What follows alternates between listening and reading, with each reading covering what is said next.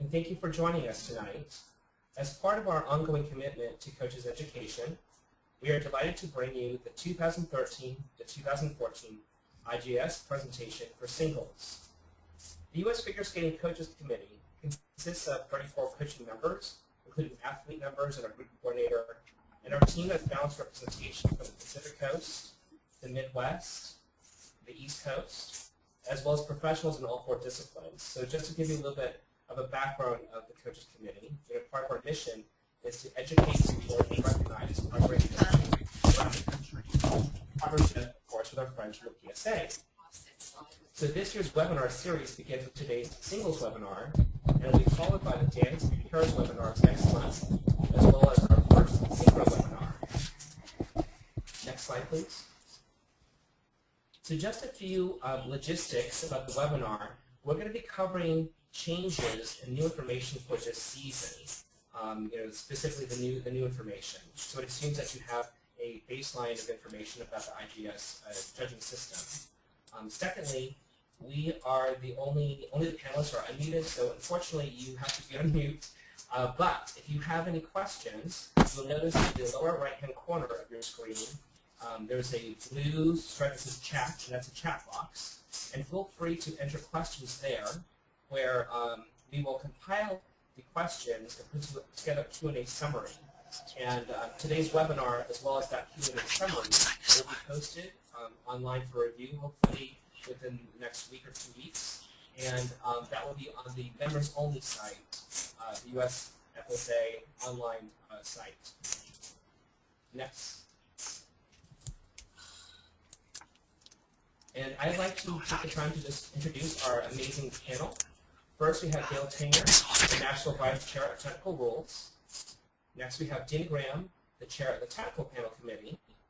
Myself, Alex Chang, thank you, the Chair of the Coaches Committee. And I'd like to introduce Philip DeGuglielmo. He's our new Vice Chair of the Coaches Committee for singles. Next. Now, what we'd like to do is to put together a compendium of the essentials for coaches. And so for this year, if you look on the screen, we have the ISU Technical Panel Handbook, also known as First Aid, as well as USA, which covers juvenile, intermediate, and novice, and that came out on July 30th. You'll also want to make sure you have a copy of ISU Communication 1790, which really houses all the major key changes, as well as the Technical Notification 128. Additionally, you will want to keep a copy of the short and free program requirements for this season, and you'll also want to keep handy a copy of the spin chart that lays out all the different types of difficult variations and positions, and that's always useful. So those are our document essentials. And with that, I'm going to hand over the slide to Philip. Okay, our next slide is about document essentials. If you don't already have copies of these documents printed or in digital form, you can find them on the USFSA website under the technical tab, which is all the way over to the right. Just click on that, go down to singles and pairs, and then you can find all of these documents listed there. Or you can also go directly to the source of this information, which is at isu.org. Next slide for us. First, we'll be talking about the scale of values. These are the ones that you can find in in Communication 1790. Luckily, this is very quick. We have no changes to any of the values of the jumps or the elements that we have in the program. So the first element we'll be discussing is the step sequence. There have been a few significant changes for this, and I'm going to hand that over to Gail.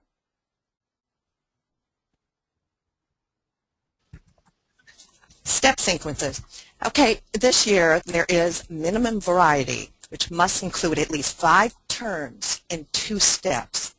None of the types can be counted more than twice.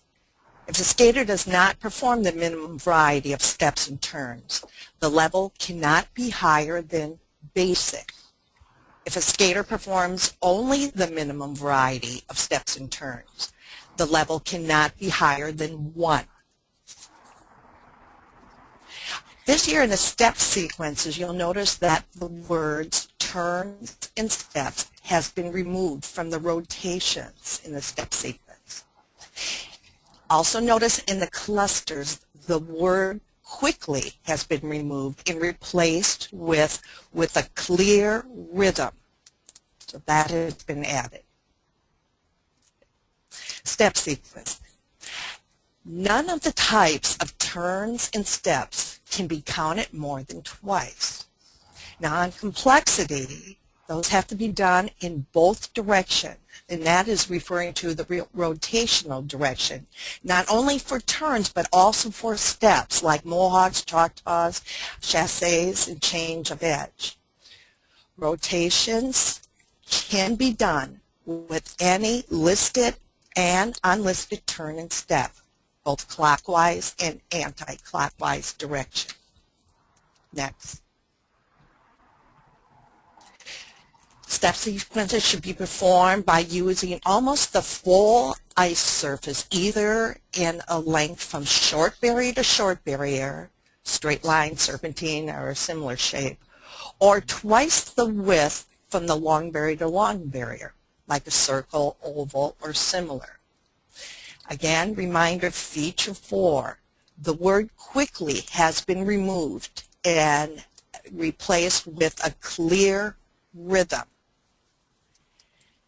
Feature 4, 2 different combinations of 3 difficult turns, rockers, counters, brackets, twizzles, or loops, executed with a clear rhythm within the sequence. This feature is sometimes referred to as the cluster of turns. 3 turns are not allowed in these clusters because they're not deemed difficult. Changes of foot are not allowed. Changes of edges are not allowed, or steps. A jump, hop is not allowed. At least 1 turn in combination must be a different type than the others. The exit edge of a turn becomes the entry edge of the next turn. The turns are performed maintaining a consistent rhythm, tempo of movement throughout the combination. Okay, so the definition of a choreographic sequence has basically stayed the same for this year, but there are a few changes. And in terms of the pattern, it is not restricted, but it must fully utilize the ice surface. And new this year, reworded, is from short barrier to short barrier, and also or twice in its width from long barrier to long barrier, similar to the step sequence that Gail just mentioned. So for the ladies, the choreographic sequence must include a spiral, and what we have on the bottom part of this slide is a lot of words that basically says one spiral does not constitute a choreographic sequence. So 2 spiral positions, which would be a spiral with a change of edge held on a second edge, that constitutes 2 movements, therefore could be confirmed by the technical panel as the choreographic sequence. Next. Okay, we're going to move on to spins. And first we'd like to just review a few general rules for spins. Just remember, a spin with less than 3 revolutions is considered a skating movement and not a spin. In any spin with a change of foot, the maximum number of features unattained on one foot is 2. Also, to be considered as a change of foot, the spin must have 3 revolutions before and 3 revolutions after the change of foot. And finally, the concluding upright or wind-up of the spin is not considered a new position if no features are attempted in the upright. Okay, now we can move on to a simple but significant change in the camel position variations. Remember, we have 3 basic positions in spins. We have camel, where the free leg is backwards with the knee higher than the hip level.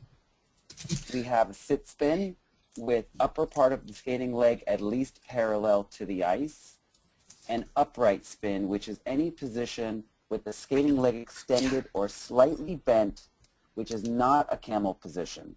So layback, Bielman, and similar variations are considered uprights. We then also have our non-basic positions, which we now know as of all other positions, formerly intermediate positions, which don't fulfill the basic position definition of basic position. Okay, and now I'm going to hand it over to Dana for our new camel variation positions. Thank you. So the camel position, the definition of the camel position has not changed, but the way we assess the difficult variations of the camel position has changed. We used to talk about the direction of the belly button, and now we look for the shoulder line. So the camel forward now would have the shoulder line parallel to the ice. The camel side or sideways would be vertical, perpendicular to the ice, and the camel upward would have the shoulder line twisted so that it is flipped around 180 degrees from the camel forward to be horizontal or almost horizontal. So that is the biggest change with the difficult variations. Next, please.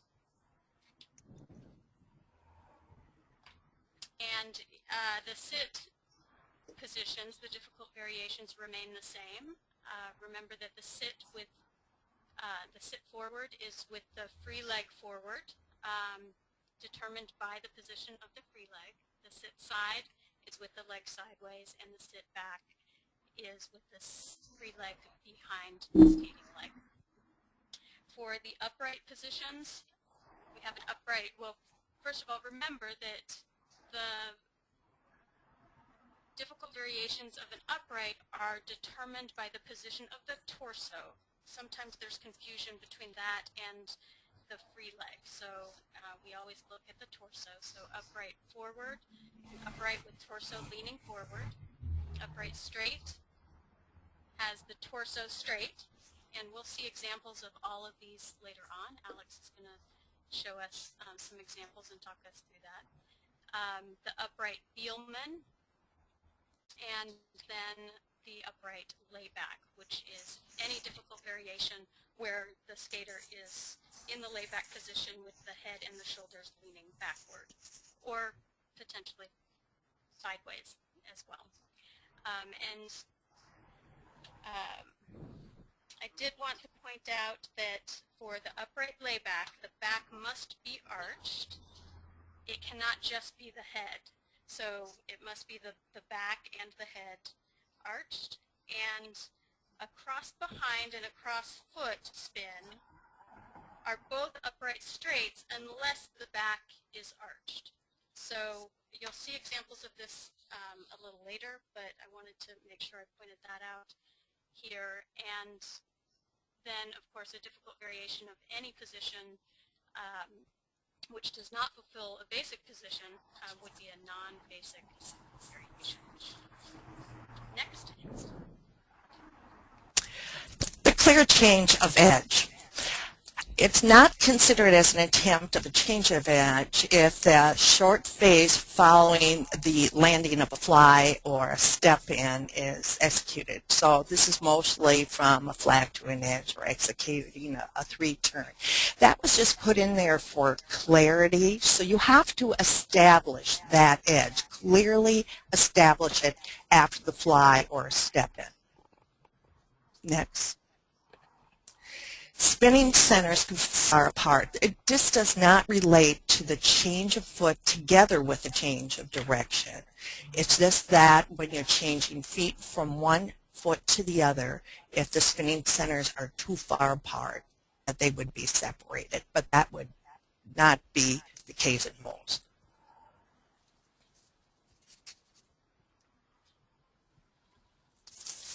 And on to the spin in one position with a change of foot. This would apply to short program and free skating, novice through senior men in the short program, and any optional free skating spin. There must be at least 2 revolutions in the chosen position for seniors and in the prescribed position for juniors related to the short program. Basic position on each foot. If this is not fulfilled, the spin will have a maximum level base.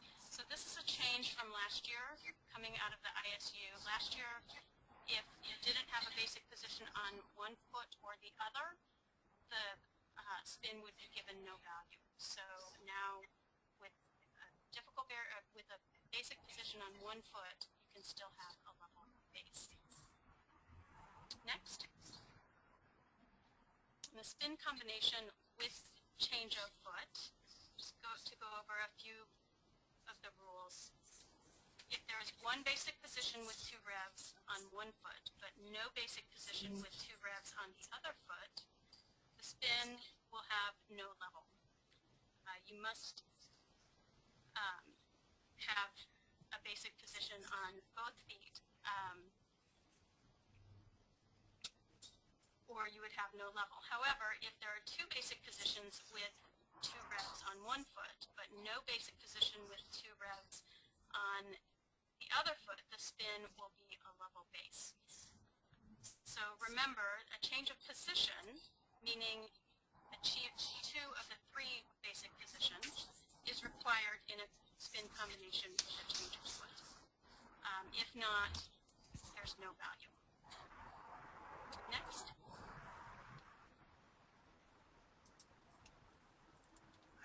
Just lost my screen. Flying spin. In the short program, if there is an attempt to fly, but the position is not attained in the air, the spin can be a maximum of a level 1. If in the short program, a junior skater does not even reach the prescribed air position or has the wrong air position, like a death drop for a required flying sit spin, the flying spin will have no value. So it's very important to have the correct air position. In free skating, other features can be applied to reach a higher level. Next.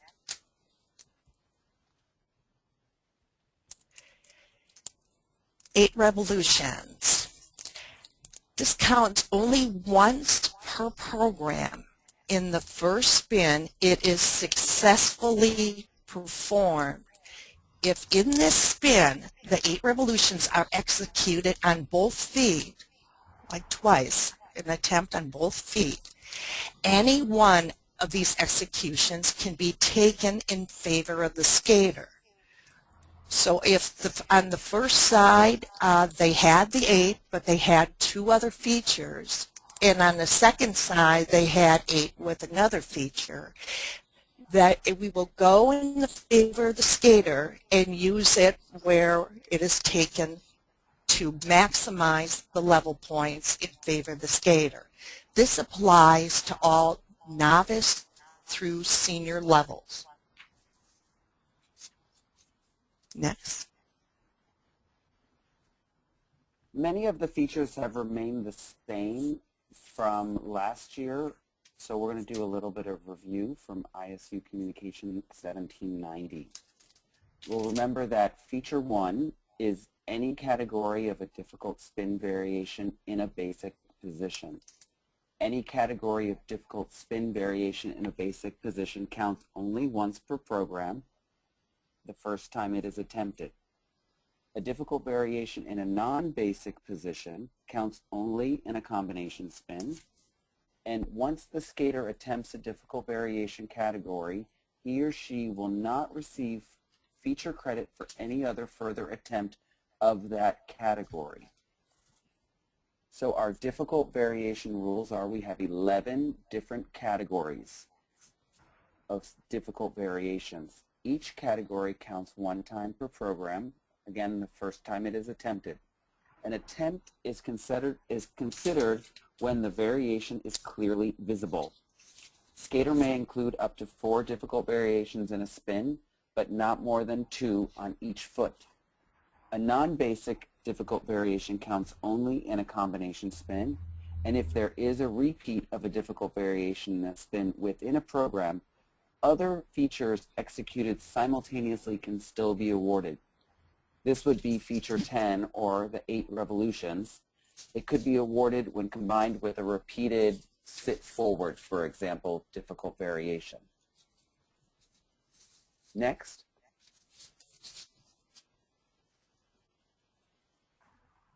Give you a second to look at this slide. I don't think you got to see it when Philip was going through it. And next. Okay, so features 2 through 4 all involve jumps in spin elements. Feature 2 is a change of foot executed by jump from any basic position to any basic position in the first 2 revs after the jump and held for 2 revs. And I'll remind you also that the position you're starting from also has to be held for 2 revs. So that's a commonality among these 3 features. Feature 3, jump within a spin without changing beat. Again, from any basic position held for 2 revs to any basic position within the first 2 revs after the jump and also held for 2 revolutions. And then feature 4, the difficult variation of a flying entrance, landing on the same foot as takeoff or changing foot on landing in flying sit spin. Basic position must be achieved within the first 2 revolutions of landing after the jump, and it must be held for two revolutions. And just a note, in free skating, the normal flying camel entry does not block a possibility of counting a difficult fly entry as a level feature. The normal flying camel entry is not considered an attempt of a difficult fly. Next. The backward entrance requires 2 continuous revolutions on the back outside edge. The position is not held for 2 revs. You could potentially still be awarded the backward entrance. It's the outside edge that the technical panel is looking for. Feature 6, clear change of edge in a sit spin, back inside to forward, outside only. A camel spin, a layback, or a Bielman. 2 revolutions on one edge followed by 2 revolutions on the other edge in a basic position. So essentially this is a 4 revolution feature. 2 revs before the change and 2 revs after. And feature 7, all 3 basic positions on both feet, I think is self-explanatory. Next. Feature number 8 is both directions immediately following each other in a sit or camel spin. It requires 3 revolutions in a sit or camel position, followed by 3 revolutions in a camel or sit position in the other direction, so clockwise and counterclockwise. Feature number 9, clear increase of speed in camel, sit, layback, or Bielman. Feature number 10, at least 8 revolutions without changes in position, variation, foot or edge, camel, layback, difficult variation in any basic position or 4 combinations, only non-basic position. Next. Feature 11, 1 clear change of position, backwards, sidewards, or reverse, and this is for the layback spin, and at least 3 revolutions in each position. Counts also if the layback is part of any other spin. In feature number 12, Bielman position after layback, short program, junior and senior, after 8 revolutions in the layback spin, can you achieve that feature number 12. Novice after 6 revolutions. For intermediate after 5 revolutions. This feature can only be counted once in a program. Next. Next, we have the spin chart that Alex talked about earlier. It's a simple way for you to see all 11 categories of spin difficult variations. You could see the sit forward, sit sideways, sit behind, the camel forward, camel sideways, camel upward, the upright forward, upright straight, upright Beelman, upright layback, and then the non-basic position. Next. Thank you, Philip. And I'd like to just run through some of these pictures that are on the first aid, and we call them different things. So I think it's good for us to just consolidate and just understand, well, what is the main criterion that we're looking at. So beginning with the sit positions and the sit forward, and remember the sit position, with these difficult variations, you have to have still the upper part of the skating leg at least parallel to the ice. But the top row has a sit forward with the free leg moving forward, right? And the first one, people call it the cannonball, the fradiani, the pike. It's all the same type of position as a sit forward. The next one is a sit forward with a twist. And the other one on the far right, something called the bucket, where the posterior drops even extremely low when they pull up the leg. But these are just some local names of what these positions are, but they still meet the criterion for the difficult variation and also the criterion for being a basic requirement for the sit. Then below that we have a sit sideways. Again, with the sit with a free leg is positioned on the side. And, we call the first slide sometimes is called the sit sideways. We call that one a broken leg. The body, the torso is also twisted, but it is still the sit sideways or broken leg. It can also be the shoulders are square or straight, as you see in the center slide. And then on the far right, with the sit sideways, is another broken leg, but the body is really torqued with arms extending. But they're all sit sideways positions. And again, with the upper part of the skating leg at least parallel to the ice. The slide below that's a sit behind, and in that one, the free leg is always tucked behind. So the first slide, sometimes I've heard people call it pretzel. Or Galindo, Rudy Galindo did one of these. They sometimes called reverse sit position. And then the far right, I think is conventionally, we all tend to call it a tuck for short, but these are all variations of the sit behind. Next slide, please. Now this is where it gets interesting. So the camel forward, again, with camel positions at review, as Philip had mentioned, it's with a free leg backwards with a knee higher than the hip level. So the camel forward, what we are always looking at now, is the shoulder line. So the camel forward, it's about the shoulder line being parallel to the ice. So in the pair sit on the far left, you can see the shoulders are parallel. The center one, the shoulders are parallel. And then the one on the far right is where it's the same arm grabbing the same leg, and the shoulders are not truly parallel, excuse me. And with that, Gail, if you wanted to make a comment here on this raise. When we are watching the shoulder line here and the shoulder line rolling to the side, it looks like it could either be a camel forward if there's enough shoulder pointed forward, but in this case it's questionable and it looks like it could be called a camel sidewards. If it is too questionable, it will be used as a feature, but it won't be rewarded for a level, and it will take away that possibility. So when establishing these positions, it's really important, now that this is changed to the shoulder, that you keep the shoulders in the correct alignment of forward, sidewards, or upward. That one is definitely questionable. Thank you, Gail.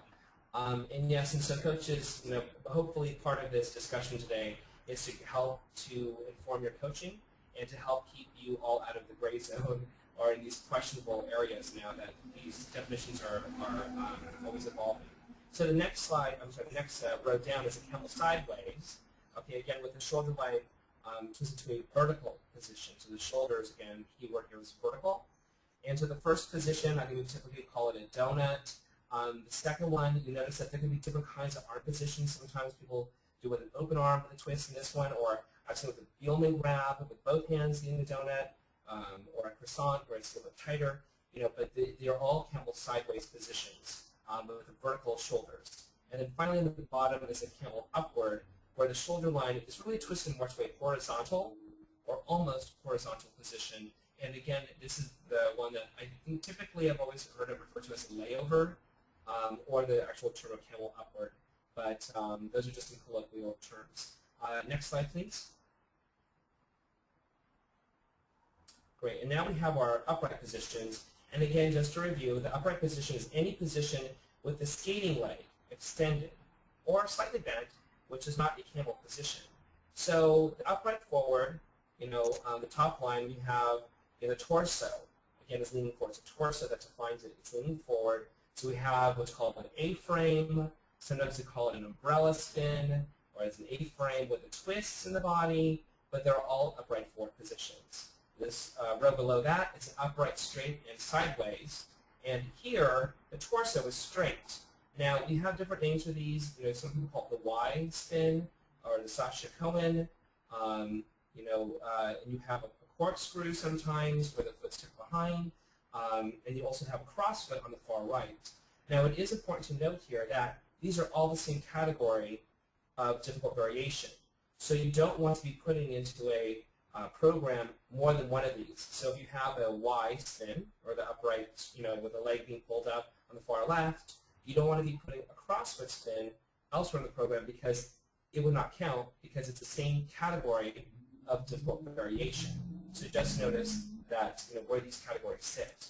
Now the third row down is upright Beelman, which I think we're all familiar with, and you'll notice that the foot is pulled over the spinning axis, which is one of the criteria that was defined last year about what they really are looking for in the Beelman. And finally, on the bottom line, we have the upright layback. And again, some of these are more self-evident than others. But the first one, sometimes we call it a haircut, again with an arched back. So it's not just the head, but the back that's arched backwards. The second one is interesting because it's the upright straight, but your back is actually leaning backwards. So it can bring it to a new category of an upright variation, and it would actually allow the panel to put it into an upright layback category that benefits the skater. And on the far right-hand corner, we have the famous pearl spin, where it's a haircut but with extreme back bend. And next slide, please.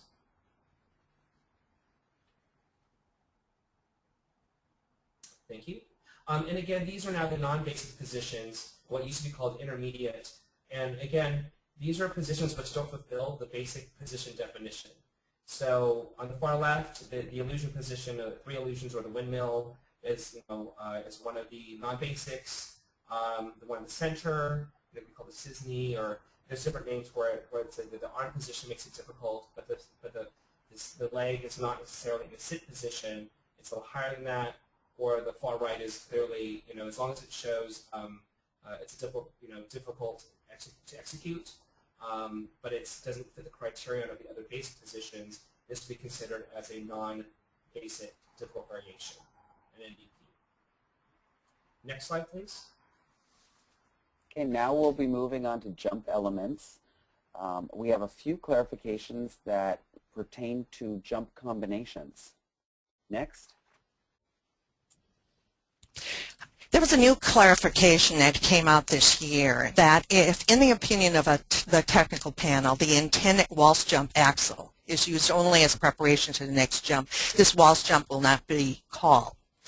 The technical panel always has the authority not to call a single jump, which is more similar to a hop than a jump. That is the result of a bad landing of a previous jump. The judges reflect this mistake in the GOE. This was done purely for clarification, but I believe that the waltz jump here used as preparation has caused some confusion, and I know that the ISU is going to remove this language just because of the confusion. They thought it was going to be a clarification, but it ended up being probably a little more confusing. In other words, a waltz jump will not be called.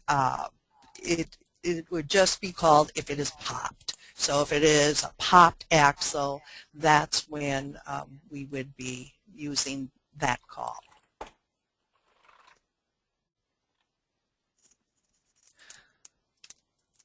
And this is a new rule coming out of the ISU. Landing on another foot is not allowed at the end of a jump or a jump combination or sequence. So in combinations, sequences, All jumps except the last one may be landed on either foot.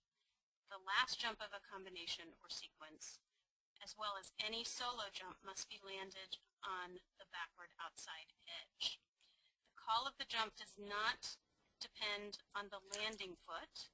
In other words, the technical panel will still call the jump as attempted, and the judges will evaluate the quality in their GOE. So there would be a reduction if the jump ended not on the backward outside edge. Next. The touchdown with the free foot without weight transfer. In the case of more than one revolution on the ice, the call will be the jumps performed prior to this revolution plus combo in the short program or plus sequence in the free skating program. Again, that would be in the case of more than one full revolution on the ice. Then the call would go to the jumps prior to this revolution on the ice plus combo for short program plus sequence for the free skating. Next. Okay, now we'll move on to how U.S. figure skating has interpreted the ISU rules down to our developmental levels. Every year we have a document called US Aid, which spells out these rules. These slides, the next slides will cover these changes for juvenile and intermediate and novice levels in single skating. Next, so we'll start with the spins. And Dana? So spin in one position with a change of foot. As with junior men and senior men, novice men, if a basic position is not achieved on both feet, the spin can have a maximum base level. However, if no basic position is achieved in novice, the level would be no value. Next. So for all levels, if in a spin 8 revolutions are executed on both feet, either one of these executions may be applied in favor of the skater. So this goes back to what Gail was talking about before. We've applied it also to our lower levels. For juvenile and intermediate only, this feature may be awarded once per spin rather than once per program. And if repeated in a second spin for juvenile and intermediate, it must be executed in a different basic position and or a different difficult variation. Next.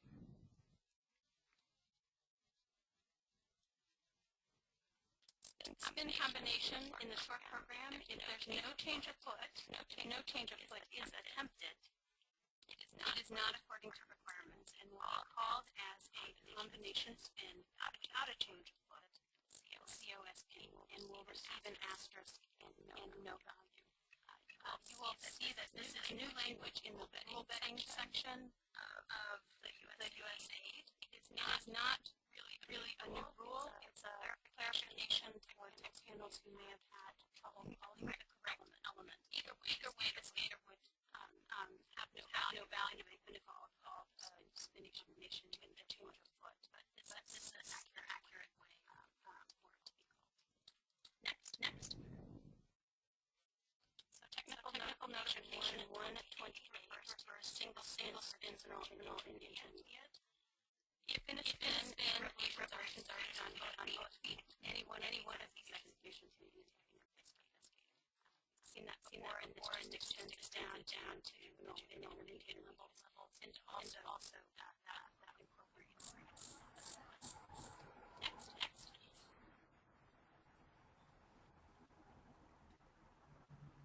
Short program spins. A spin in one position, intermediate and novice. If there's no basic position for two continuous revolutions, the spin will be given no value. And that's true of all spins, intermediate and novice. For novice men, basic on one foot only, we've seen that a few times in the presentation already a level base level.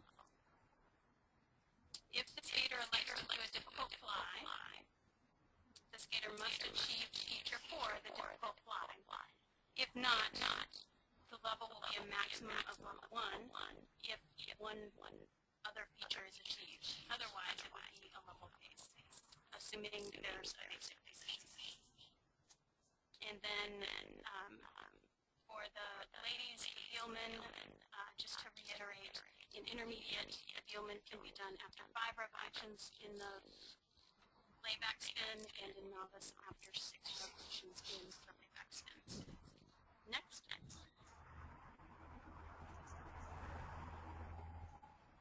So the spin combination with a change of foot, basic position requirements. So this is a summary trying to make sense of what can be sort of confusing, so bear with me. Spin combination with a change of foot must have a basic position for 2 revs for level base or higher. No basic position means no level. The spin must have a change of basic position for level 1 or higher. You have no change of position, level base, a basic position on each foot, 2 revs each for level 2 or higher. So if you have no basic position on both feet, the maximum level is a level 1.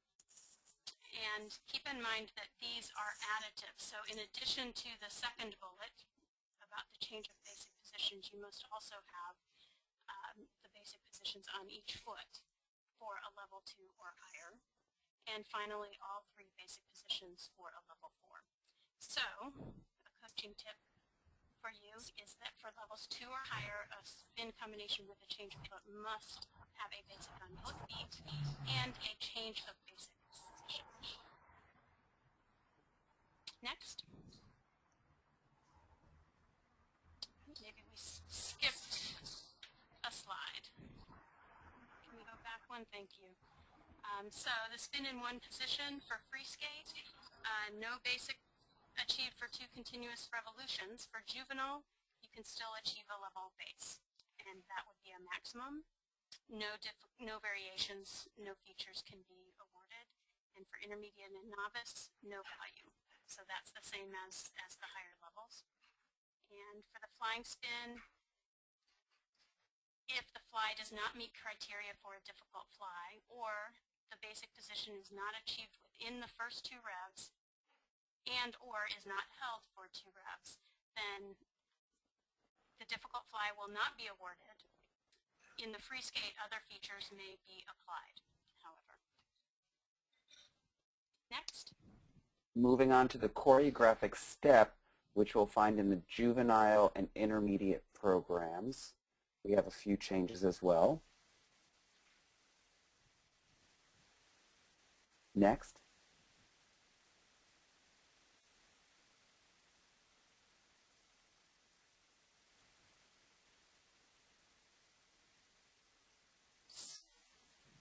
So for in USA, the choreographic steps, the pattern is the same as the ISU standards for steps or sequences. So the same definition, short barrier to short barrier, or twice its width from long barrier to long barrier. Next. And finally, for the grade of execution for our lower levels, we have just a few changes that have been made. Next slide.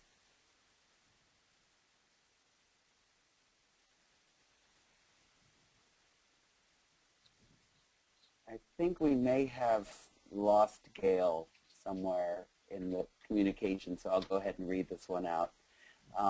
For the grade of execution changes, the last jump of a combination, sequence, as well as any solo jump must be landed on the backward outside edge.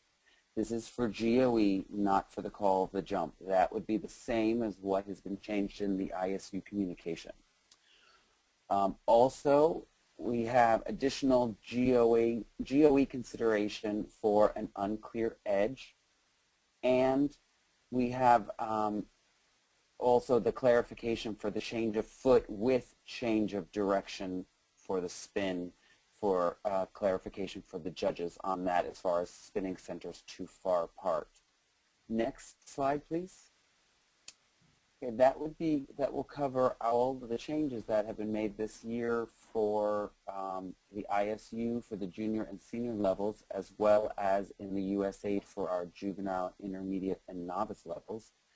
Just want to remind you of some of the coaching essentials that you should have with you when you teach or when you go to competition, which would be the ISU Technical Panel Handbook or the First Aid, the USAID, the ISU 1790, that's Communication 1790, USA or US Figure Skating Technical Notification 128, as well as your 2013-14 short and free program requirements, the spin difficult variation chart, and you can find all of these on 3 different website resources. You can find them at usfigureskating.org at the technical info tab on the right.